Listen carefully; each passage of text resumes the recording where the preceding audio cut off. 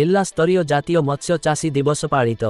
गजपति जिला पारलाखेमुंडी स्थित पंचायत साधना केन्द्र सम्मिलनी कक्ष ठारे आज जिला मत्स्य विभाग पक्षरु जातीय मत्स्य चाषी दिवस पालित होई जाइछि।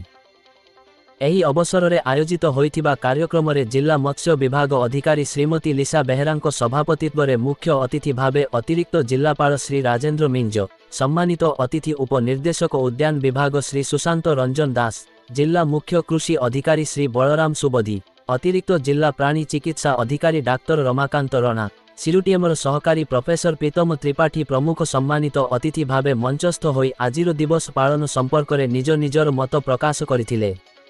एही अवसर में अतिथि माने अल्प अर्थ विनियोग करी किपरि अधिक लाभ पाई पारिबे, नूतन ज्ञान कौशल पद्धति आपणाइबा सह तलिया जमी रे माछ चाष करी मत्स्य पोखरी निर्माण एवं महिला सशक्तिकरण और विकास उपरे गुरुत्व आरोप करथिले।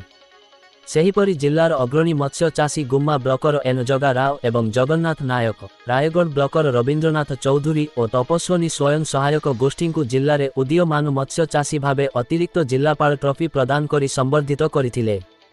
आजिर एही कार्यक्रम को सहकारी मत्स्य अधिकारी श्री किशोर चंद्रपति परिचालना करिथिबा बेले विभागीय समस्त कर्मचारी सहयोग करथिले।